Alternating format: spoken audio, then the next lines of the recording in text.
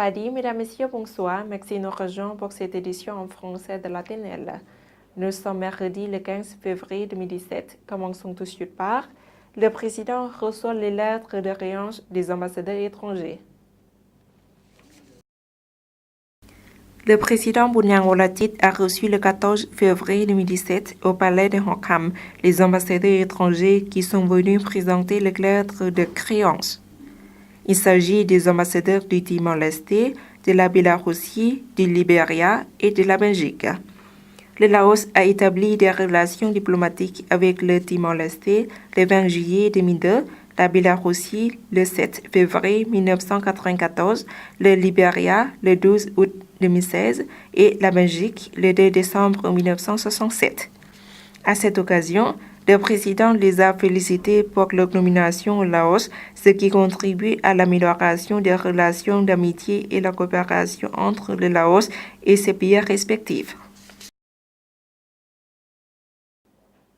Le vice-président reçoit l'ambassadeur de la Roumanie qui arrive au terme de sa mission.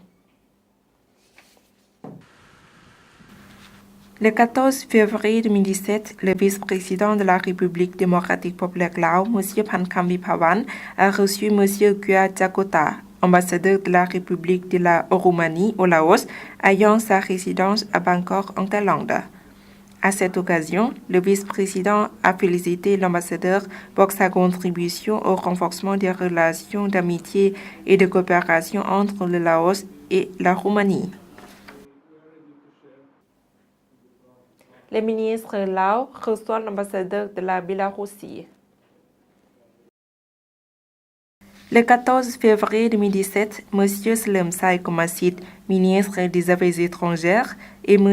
Bovian Dala, ministre des Sciences et de la Technologie, ont reçu M. Vladimir Kosin, ambassadeur extraordinaire et plénipotentiaire de la Biélorussie en RDP Laos.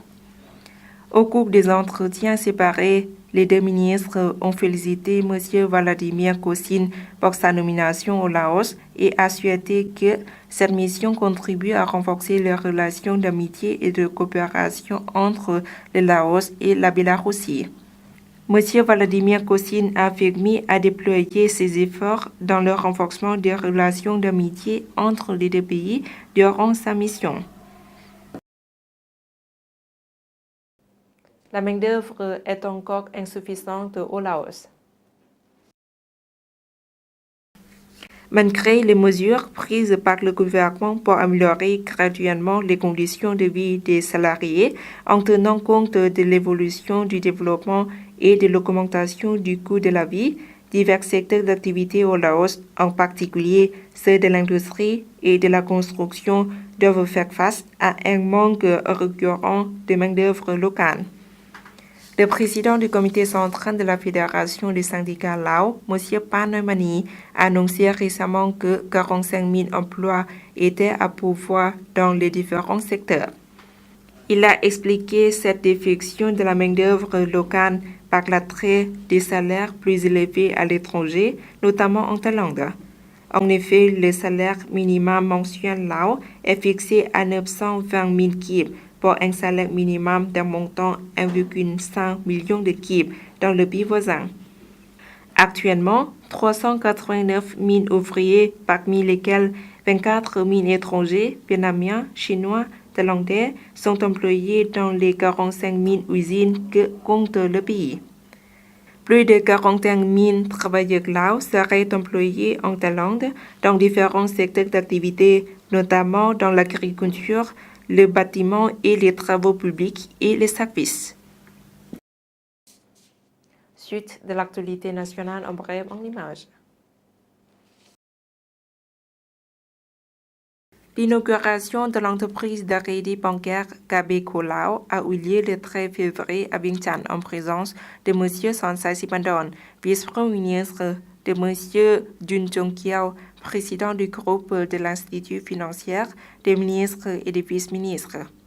Cette entreprise a investi plus de 81 milliards de dollars, dont 51% d'actions de l'entreprise KB Capital, 29% de l'entreprise KB Cookmincat Limited et 20% de l'entreprise Colao. Cette entreprise relève de la grande institution financière de la République de Corée. Le bureau est situé au village de Nongbon, arrondissement de Saeseta. Les dirigeants du parti de l'État mené par M. Tansipo Sikham, membre du bureau politique du comité central du parti, chef du comité d'organisation du comité central du parti, et M. Posankhamungdala, ministre de l'Information, de la Culture et du Tourisme, ont déposé le 14 février 2017 au village de Chomani, arrondissement de Saeseta, des bouquets de fleurs devant la dépouille mortelle Somnit Vankham, ancien haut fonctionnaire décédé le 13 février à l'âge de 80 ans. Somnit Vankham est ancien chef adjoint du comité d'organisation du comité central du parti, ancien chef adjoint de la propagande et de formation du comité central du parti, ancien vice-ministre de l'information, de la culture et du tourisme. Les funérailles seront organisées le 17 février au temple Thepnimit Utatphun.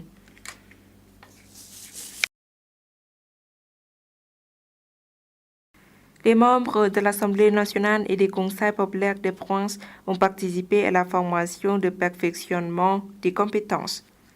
La cérémonie a été organisée le 14 février 2017 au Palais national de la culture en présence de M. Kampei Panmalaithong, chef de l'Institut de recherche de la législation de l'Assemblée nationale, du chef adjoint des commissions et des membres du comité d'activité ainsi que des conférenciers.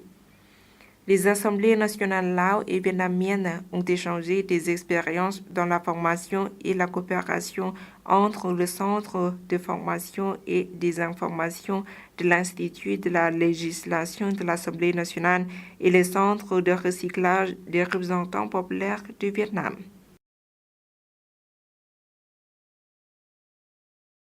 Le lancement de la construction d'un barrage hydroélectrique de Selanong 3 du district de Taoy dans la province de Salavan a été organisé le 14 février 2017 au village de Nakokpo du district de Salavan de la province de Salavan. La cérémonie s'est déroulée en présence de M. Khamchan Jinsamon, président du contrôle du parti de l'État de la province de Salavan, de M. Samay Putisan, chef du bureau de la gestion de la province, et de Mme Pani Thilakun, président du groupe de la société de Kanyungkham Thilakun et président de la société de production hydroélectrique de Selanong 3. Le barrage hydroélectrique de Selanong 3 est situé au village de Tungsa du district de Taoy de la province de Salavan avec une puissance installée de 12,5 MW. Il pourra produire 54,32 GWh par an. Le projet coûte plus de 31 millions de dollars. La première exposition Lao Odop aura lieu la semaine prochaine dans la capitale Vientiane. La première exposition Lao Odop aura lieu la semaine prochaine du 22 au 26 février au La High-Tech à Vientiane. Une conférence de presse a été organisée dans la capitale Vientiane mardi pour annoncer cet événement. L'exposition sera organisée par le département de la promotion des produits du ministère de l'Industrie et du Commerce, M. Sombang Ninthabong, directeur du dit département. Cet événement mettra en vedette les produits d'ODOP nationaux et des possibilités ouvertes aux unités et aux entrepreneurs de présenter et de promouvoir le produit pour le label ODOP. Pendant ce temps, les vendeurs et les acheteurs auront l'occasion de discuter de questions d'intérêt commun. Le produit ODOP est un produit fabriqué à partir de l'artisanat, de la sagesse, des idées et des ressources autochtones à un quartier particulier.